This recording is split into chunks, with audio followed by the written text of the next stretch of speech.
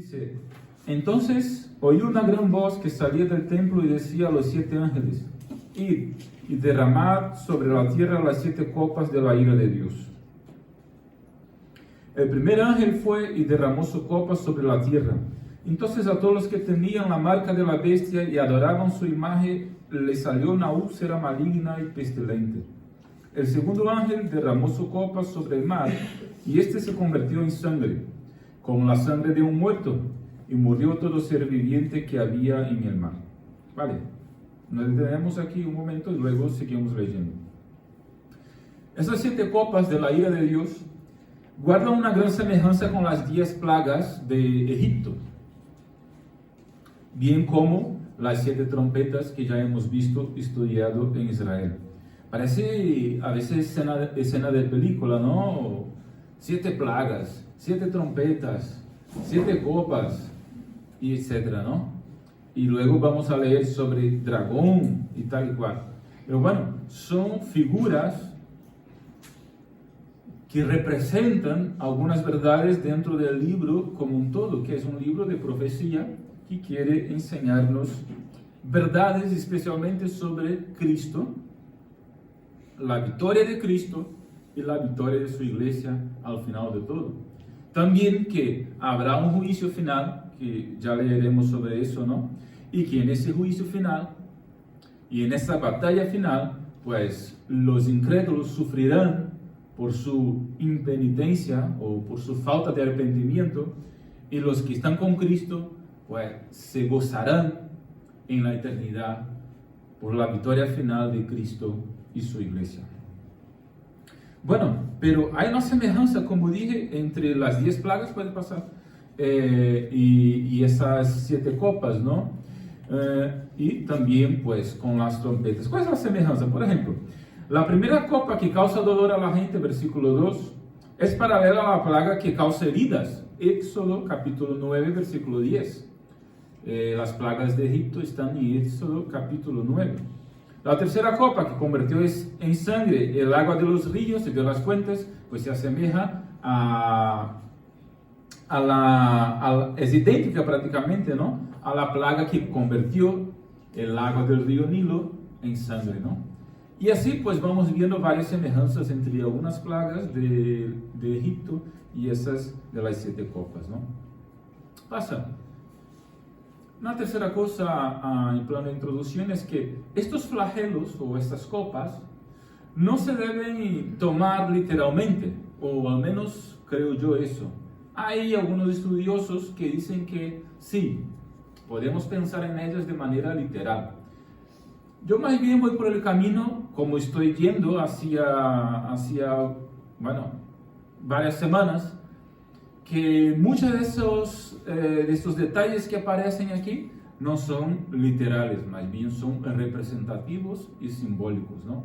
Entonces la idea aquí es que muchas de esas copas, o de lo que describe aquí el texto, como el agua volverse sangre y otras cosas más, pues no debe ser tomado de forma literal, sino que describen la impotencia total de los incrédulos en el día del juicio final, cuando la iglesia ya está en el cielo. La idea más bien aquí cuando dice que el sol quemará a las personas, aunque parezca que realmente a medida que el tiempo pasa, ¿no?, el sol está más caliente por toda esa historia que sabemos, y realmente pues ya debería ser más calor, ¿no? Entonces algunos interpretan esas cosas de manera literal, pero yo creo que de manera general esas copas o eso que aquí se describe pues apunta para el hecho de que nosotros al fin de cuentas, los seres humanos, seremos impotentes cuando llegue Jesucristo y el juicio final. No hay nada que uno pueda hacer o que uno venga a poder hacer en aquel entonces, cuando venga el Señor y su juicio, en contra o para que pare o para que se detenga el juicio. No, nada. Los hombres somos impotentes. Pasa.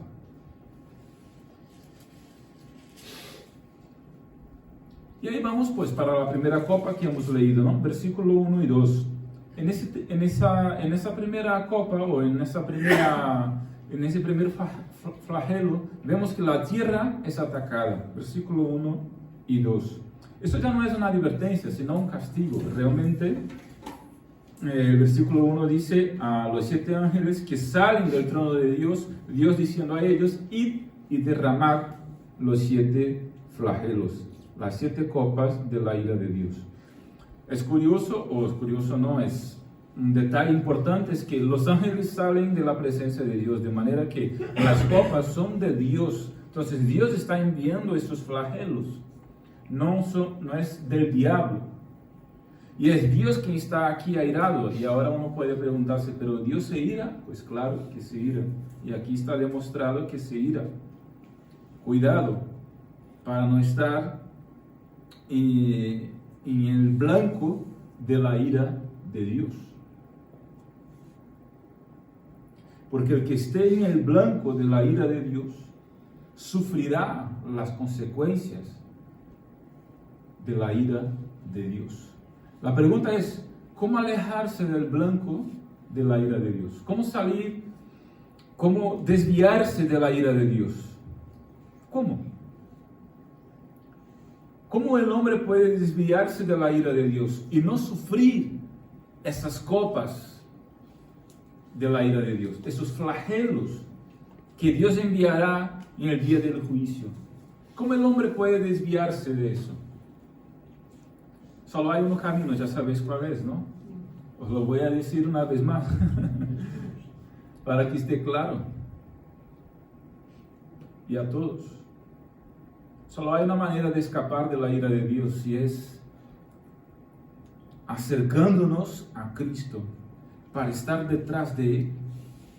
De manera que cuando Dios nos mire, pues mire a Cristo y no a nosotros. Y así no sufriremos la ira de Dios. Y así el hombre no sufre la ira de Dios. La forma de escapar de la ira de Dios no es huyendo a una montaña, no es aislándose en una cueva, no es adorando a imágenes o haciendo sacrificios para que Dios vea cuán bueno somos nosotros. No es haciendo buenas obras a ver si compensa lo malo que somos. No. La forma de escapar de la ira de Dios es entregándose a Cristo, creyendo en Él como único y suficiente Salvador. Porque Jesús sufrió la ira de Dios en la cruz del Calvario, para que todo aquel que en Él crea no sufra esa ira, sino que sea preservado, reciba perdón y salvación. En la segunda copa, el mar es atacado. Si en el primer azote tuvimos tormento de hombres, ahora tenemos destrucción total. El mar se convierte en sangre. Pasa, versículos 3 y 4 versículo 3 más bien, que he leído ya también. Entonces, eso es casi imposible para nosotros imaginar, ¿no? Todo el mar volviéndose en sangre. Esa es la representación que aquí da el versículo 3, ¿no? Todos los océanos se han convertido en sangre, como la sangre de un muerto.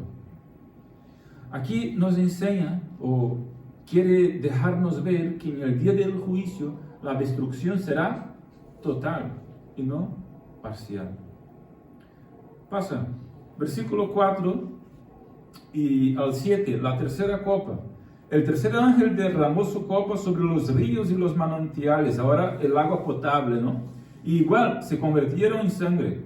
Y oí que el ángel de las aguas decía: justo eres tú, Señor, el que eres y el que eras, el santo, porque has juzgado estas cosas, así como ellos derramaron la sangre de los santos y de los profetas, también tú le has dado a beber sangre, pues se lo merecen. También oí a otro que desde el altar decía: sin duda, Señor, Dios Todopoderoso, tus juicios son verdaderos y justos.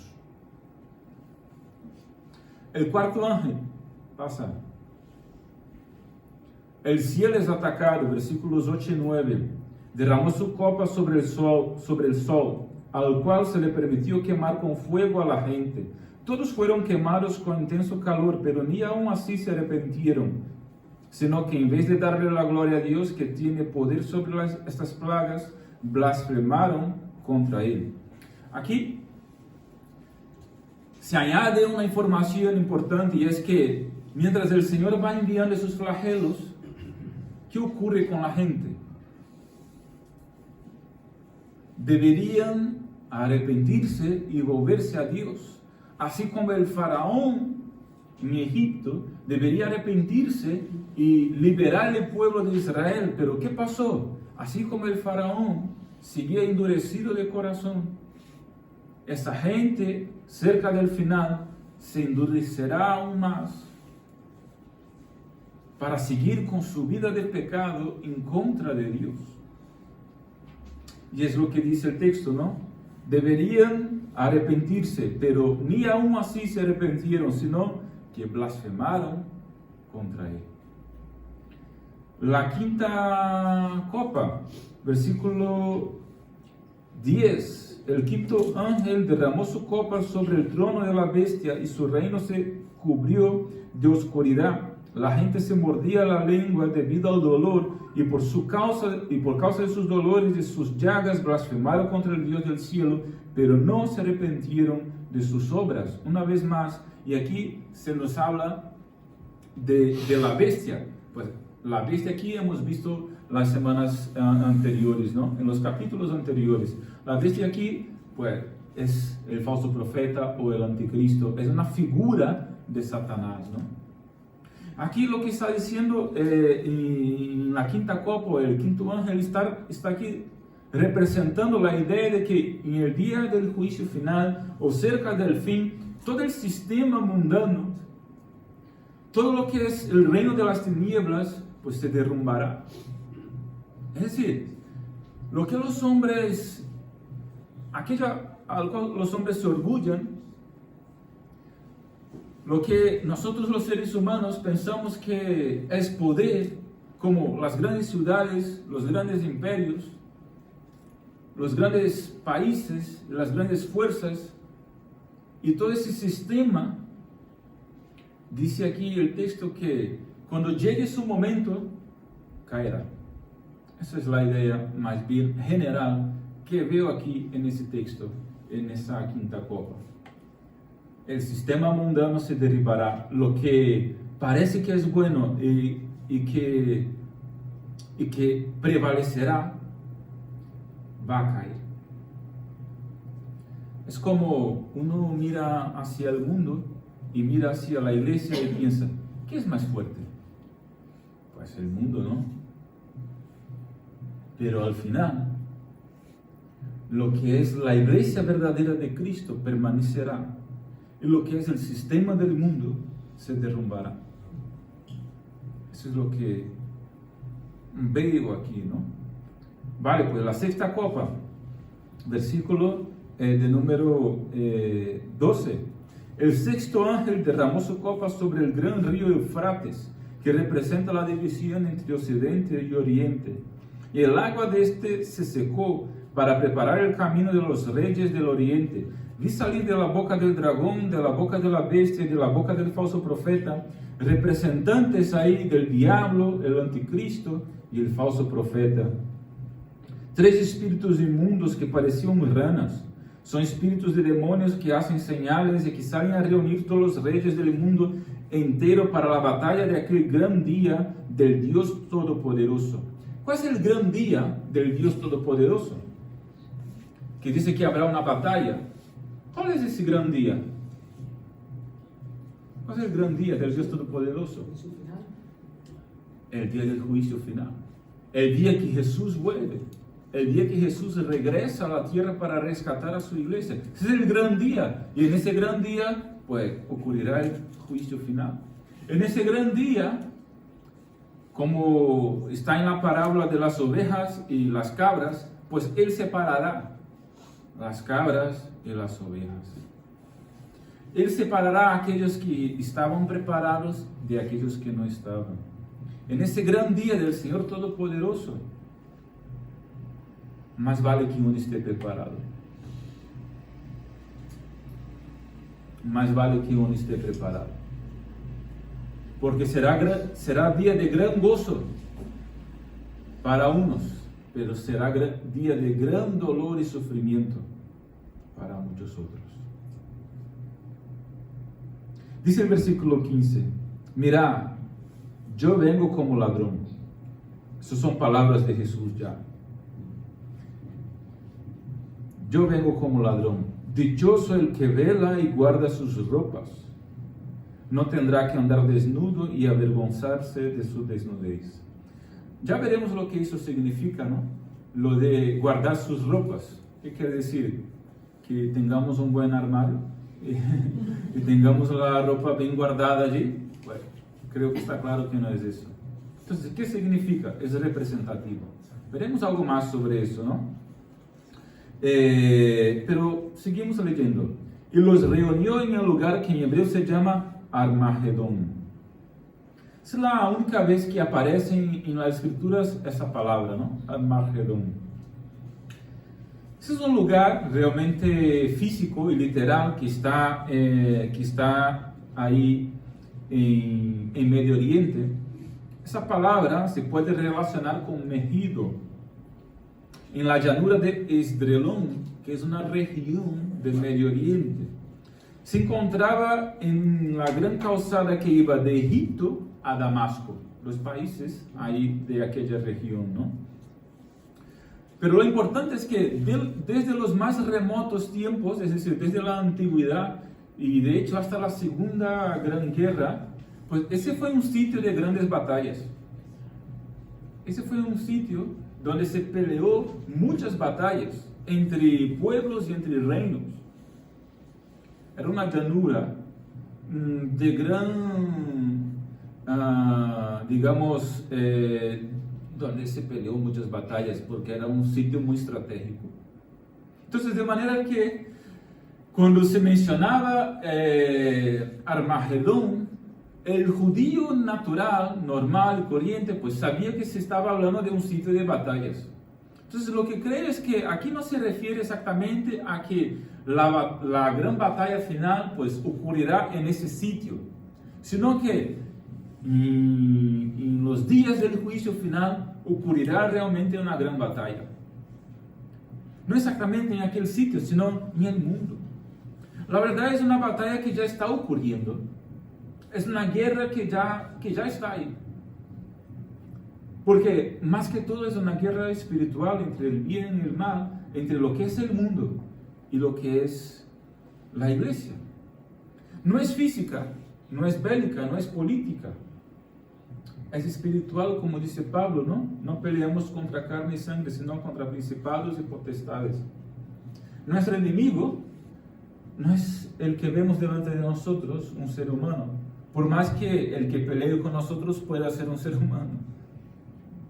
Nuestro enemigo es Satanás, que se utiliza del sistema mundano para herirnos de alguna forma y herir la iglesia, ¿no? Entonces, la idea aquí es que realmente habrá una gran batalla, pero es como, ya os comenté antes, es como ver una película y ya saber el final.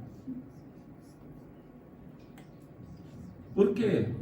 Habrá una gran batalla, pero ya sabemos quién saldrá victorioso. Y ese es Cristo y su iglesia. Versículo 17, el último ángel, la última copa.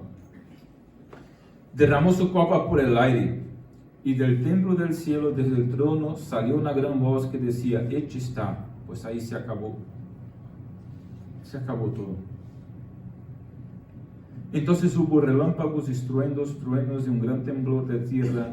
Nunca, desde que la humanidad habita la tierra, se había sentido un terremoto de semejante magnitud. La gran ciudad se partió en 3 partes y las ciudades de las naciones se desplomaron. Dios se acordó de la gran Babilonia y le dio a beber de la copa que contiene el vino del ardor de su ira. Aquí eso representa el mundo perdido en sí, que se ha acabado. Es decir, que fue echado al lago de fuego. Todas las islas desaparecieron y no se volvieron a ver los montes. Del cielo cayeron sobre la gente enormes granizos que pesaba unos 40 kilos cada uno debido a esta plaga tan terrible de granizo. La gente blasfemó contra Dios. La idea es, se acabó. El juicio final ocurrió aquí.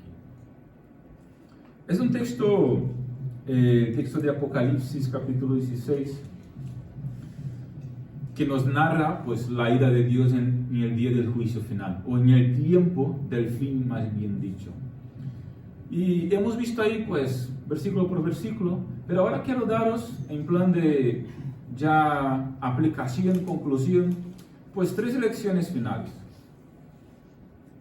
para que salgamos de aquí con algunas ideas bastante firmes respecto a todo lo que hemos visto en el capítulo 16 en general, ¿no? Primero, Dios es justo. Dios es justo. De hecho, de los versículos 5 al 7, el ángel canta una alabanza que exalta la justicia de Dios y la santidad de Dios. Dios es justo. A veces miramos lo que ocurre a nuestro alrededor y pensamos, ¿Dios está viendo eso? ¿Está viendo Dios esas cosas que ocurren? El mal que en algunos momentos prevalece. A veces uno mira a su alrededor y mira el mundo y piensa, parece que el mal está prosperando, ¿no? Parece que la gente que no tiene Dios, pues se les va bien. A veces uno mira hacia sí mismo y piensa, vaya, pero yo estoy intentando hacer las cosas bien. ¿Será que Dios no está viendo eso? Déjame deciros que Dios es justo. Y no lo digo yo, sino las Escrituras. Lo que pasa es que la justicia de Dios muchas veces no va exactamente como a nosotros nos gustaría o como nosotros pensamos que debería ser. Es que Dios se mueve en un plan que está por encima de nosotros. ¿Sabes? Nosotros vemos lo que está delante de nuestros ojos y como mucho lo que ha pasado también hacia atrás, ¿no? El pasado es lo que está delante de nuestros ojos. Dios es como que ve la historia por completo. Es como que el globo está, es como que la historia estuviera dentro de un círculo, del principio al final, y la historia estuviera toda aquí. Nosotros estamos dentro del círculo, pero ¿dónde está Dios? Fuera. Dios ve todo, desde el principio, mitad y final. El final que aún no ocurrió. Esa es la idea de que Dios es presciente, soberano, vive de eternidad a eternidad. Dios es justo. A lo mejor no lo ves ahora, pero confía. Ten fe, que ya lo verás. Y en su justicia dará la justa recompensa a su iglesia, a los que han creído en Él, igual que dará la justa recompensa a aquellos que han permanecido incrédulos y no se han arrepentido. Romanos capítulo 1, ahí quiero leer unos otros versículos, ¿no? Romanos capítulo 1, mira lo que dice, versículo 18. La ira de Dios se revela desde el cielo contra toda impiedad e injusticia de quienes injustamente retienen la verdad. Ahí una vez más hablando de la ira de Dios, que se revela desde el cielo sobre todos aquellos que son impenitentes. Y dice el versículo 19, ya que lo que se puede conocer de Dios, a ellos les es manifiesto, pues Dios mismo se lo manifestó, porque las cosas invisibles de Dios, su eterno poder y su divinidad, se hacen claramente visibles desde la creación del mundo, y se pueden discernir por medio de las cosas creadas. Por lo tanto, no tienen excusa. Es que mucha gente dice, o a lo mejor, cuando llegue el día del juicio final, puede que digan, pero yo no sabía. En aquel gran día, el gran día de Dios, a lo mejor uno puede pensar en una excusa y decir, pero yo no sabía que sería así. Pero nadie me ha informado, nadie me ha avisado. Bueno, ese no será nuestro caso porque aquí estamos avisados. Pero igual, uno que piensa que no fue avisado. El texto dice, la ira de Dios se revelará también sobre esas personas, ya que lo que se puede conocer de Dios a todo el mundo fue manifiesto por las cosas que están creadas. La creación habla de Dios y revela quién es Dios, como dice Salmo 19, ¿no? Los cielos manifiestan la gloria de Dios. Así que nadie tiene excusa, es lo que dice el versículo de número 20 al final. Por lo tanto, los seres humanos no tienen excusa por su falta de arrepentimiento. Es decir, no habrá nadie que llegue el día del juicio, el gran día de Dios, al final de todo, o el día de su muerte. No habrá nadie que pueda llegar delante de Dios y decir, mira, es que yo pues no estaba muy bien informado, es que me han dicho eso y aquello, pero estaba muy difícil de creer que aquello fuera verdad. Es que eso y aquello, lo que normalmente hacemos nosotros, ¿no? Dar excusas, pues aquel día no habrá excusas. ¿Ya has dado excusas para alguna cosa? ¿Ya has dado excusas para alguna cosa? Como que alguien te llama a algún sitio, no quieres ir, pero igual no quieres decir en su cara, no voy porque no tengo ganas. Entonces, ¿qué haces? Pues inventas una excusa. Lo que pasa es que a veces inventas una excusa mentirosa, pero a veces inventas una excusa que es verdadera. ¿Sabes lo que es una excusa verdadera, no? Sí. Es que no puedo ir porque tengo un compromiso, pero no dices cuál es el compromiso. Y en tu cabeza el compromiso es jugar la Play con tu amigo.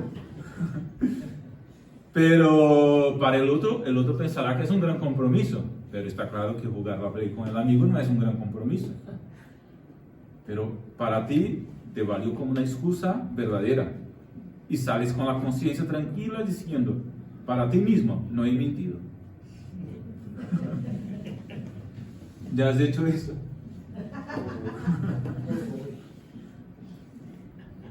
Pastor, a lo mejor no para jugar la Play, pero para otras cosas. ¿Sabe lo que ocurre? Aquel día no valdrá ningún tipo de excusa. Es que Dios sabe todo. No hay cómo esconderse. El texto dice, no tendrán excusa. Dios es justo. La cuestión es que solo por la fe en Cristo uno puede ser declarado justo por Dios. Porque los que entrarán o los que no sufrirán la ira de Dios son las personas que están declaradas justas por Dios. ¿Y quién es justo? ¿Quién es justo en esa tierra? Porque justicia tiene que ver con andar de manera derecha, ¿no? Recta. ¿Hay una persona perfecta? Nadie. Hubo uno que fue Cristo. Entonces, ¿cómo somos declarados justos delante de Dios? Para que su ira no caiga sobre nosotros. El ser humano puede ser declarado justo delante de Dios para que su ira no caiga sobre él, si él pone su fe en Cristo.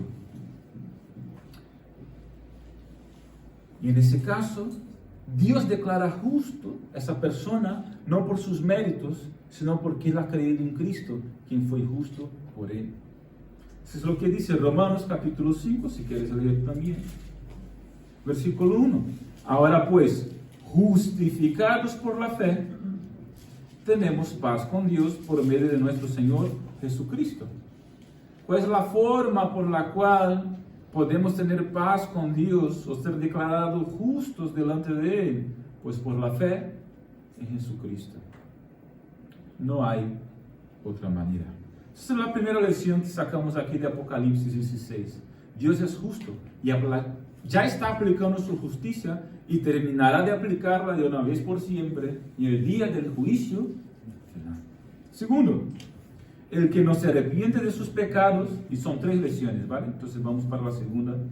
El que no se arrepiente de sus pecados y no se vuelve a Dios, sufrirá el daño sin excusas en el día del juicio final. Es lo que estábamos hablando. Sufrirá el daño sin excusas. Y uno puede pensar, pero Dios es muy malo, ¿cómo enviará a las personas al infierno? ¿Ya has pensado eso? Pero ¿por qué Dios enviará a las personas al infierno? Es que es muy malo, ¿no? ¿Por qué no envía a todas las personas al cielo? No es que Dios enviará a las personas al infierno, es que las personas han pecado y la consecuencia del pecado es la muerte. La culpa no es de Dios, la culpa es del hombre que peca. La gracia es de Dios que la ofrece por medio de Jesucristo. El que cree en Él es declarado justo y se libra o es liberado de la muerte y la consecuencia del pecado. El que no se arrepiente de sus pecados y no se vuelve a Dios sufrirá el daño sin excusas en el día del juicio final. Es lo que dice Apocalipsis 16. En cada copa la gente debería arrepentirse, pero no se arrepentía. Se volvía aún más dura y resistente a Dios. ¿Cómo está tu corazón? Dios habla contigo de diferentes formas. Dios habla con nosotros de diferentes formas. Al paso que Dios habla contigo, tu corazón se abre o se endurece más. Al paso que Dios habla contigo, te arrepientes y te abres para Dios, o te cierras y dices, es una tontería. Aún tengo tiempo más adelante en mi vida. El arrepentimiento es ahora. Hoy es día de oportunidad. Y tercero y último, la venida de Cristo será repentina e inesperada. Eso es lo que dice el versículo 15 de Apocalipsis 16, ¿no? Mira, yo vengo como ladrón. Dichoso el que vela y guarda sus ropas. Yo vengo como ladrón. ¿Eso qué quiere decir? Que la venida de Cristo es repentina. Uno espera el ladrón. Hombre, si andas por la noche en Brasil, en algunas calles, tendrás que esperar un ladrón. Mejor que no lo hagas. Pero naturalmente, uno no espera un ladrón en su casa. A lo mejor puede prepararse para él, si el sitio es muy peligroso, ¿no?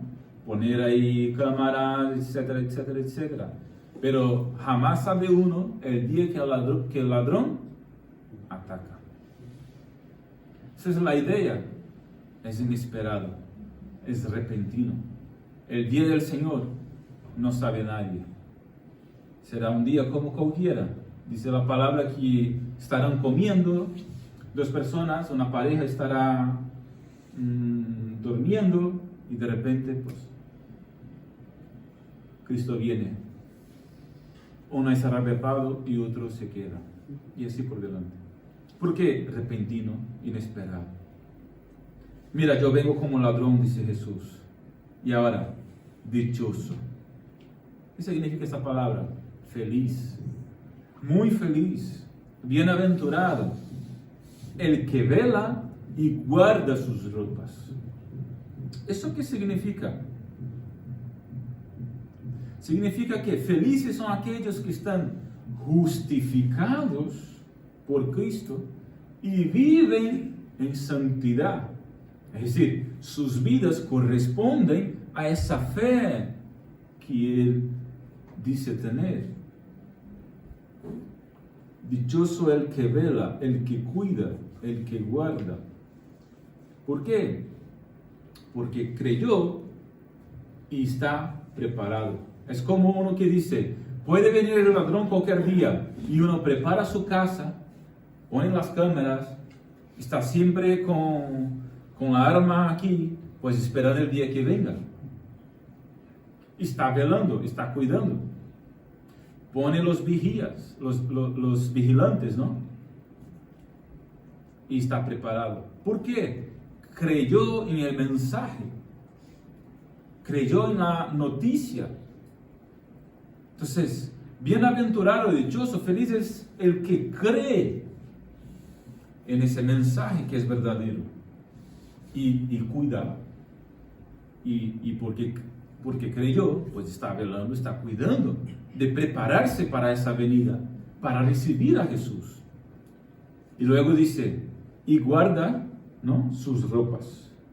Como dije, aquí no se refiere a un armario, se refiere a santidad. Las ropas tienen que ver con santidad. Por eso el texto sigue diciendo, no tendrá que andar desnudo y avergonzarse de su desnudez. Es un término bíblico para santidad y pecado. Los que sufren vergüenza de desnudez son los que viven en pecado. Los que andan en santidad son los que guardan sus ropas, las ropas de la fe, las ropas de la santidad, de la obediencia. Y luego cuando venga Jesús, no será avergonzado. ¿Por qué? Porque no será encontrado en pecado, sino será encontrado en santidad de vida. Esa es la idea. Es decir, el texto nos llama a creer y vivir en santidad. Esto es guardar las ropas. No vale con decir, no, pastor, yo creo en Jesús. Yo sé que creo, eso para mí, todo eso es verdad. Pues vale, genial, muy bien, no es suficiente. Si no guardas tus ropas, lo que dices creer no vale, porque realmente no estás creyendo de verdad.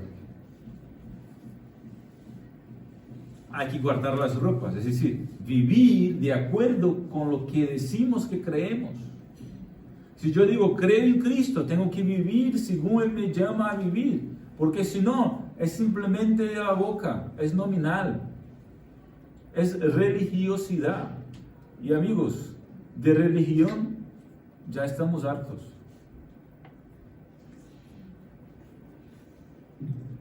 La religión en ese sentido no vale. Lo que decimos con nuestra boca tampoco vale. Lo que pensamos que está bien tampoco vale. Está genial creer en Jesús y decir, no, está correcto. Pero mi vida, ¿corresponde a eso? Si corresponde, bien. Si no corresponde, no vale. Eso es guardar las ropas. Si no vivimos en santidad, pues en aquel día igual seremos avergonzados. Y aquí terminamos, pues 3 aplicaciones, 3 conclusiones, ¿no? Dios es justo. Solo por la fe en Cristo somos declarados justos delante de Él. Dios es justo. Por lo tanto, el que no se arrepiente de sus pecados, sufrirá en el día del juicio. Tercero, la venida de Cristo es repentina e inesperada. Felices los que están justificados por Él y viven en santidad. Y para terminar, ¿no?, esa es otra mentira del mundo. Porque el mundo dice que felices son aquellos que viven como a ellos les da la gana. Pero el texto está diciendo que felices son los que viven en santidad, porque esos realmente gozarán no solo de la eternidad con Dios, sino gozarán aquí mismo de vivir una vida de acuerdo con aquello que cree, de acuerdo con las Escrituras. El gozo de vivir en Cristo es más grande que cualquier otro tipo de gozo. Y uno lo sabe cuando lo experimenta. Y puedes experimentarlo. Si aún no lo has experimentado, y estoy aquí hablando y tú estás pensando, pues vaya, yo quiero ese gozo para mí. Yo quiero estar preparado. Eso de guardar las ropas y vivir en santidad, pues lo quiero para mí. Yo sé que Dios es justo. Yo entiendo que Cristo se ha sacrificado por mí. Yo creo en eso y yo quiero entregar mi vida a ese Jesús. Si estás aquí en esta tarde y quieres tomar una decisión, hoy es un día de oportunidad para ti. Te animo a orar conmigo. en ese momento, poniendo tu vida delante del Señor y pidiendo a Él, pues, que cambie tu corazón, transforme tu vida, para que sientas este gozo de estar justificado por Cristo y de empezar a vivir en santidad. Padre, te damos las gracias por esta tarde, Señor, por tu palabra, que cada uno que aquí está, Señor, se encuentre preparado para ese gran día. Tu gran día, el día del Todopoderoso, el día del juicio final. Queremos ser encontrados justos, justificados por ti, Señor, y andando en santidad. Tú eres justo, aunque en ocasiones miramos alrededor y no veamos mucho. Tú eres justo, y su justicia se reclamará en aquel gran día. Y queremos ser encontrados, Señor, justos delante de ti por la fe en Cristo Jesús. Así que si hay alguien aquí en esta tarde que aún no ha dado el paso definitivo en su vida, de realmente creer en ti, para recibir para recibir esa justicia que viene de ti, Señor, y entonces vivir en santidad, yo te pido, Padre, toque ese corazón ahora mismo, en nombre de Jesús.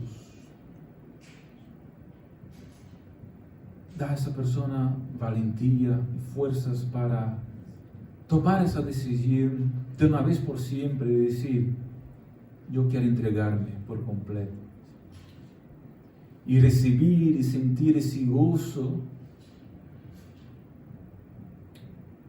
de estar justificado, de estar perdonado y de vivir en santidad. En el nombre de Jesús, Señor, oramos. Amén.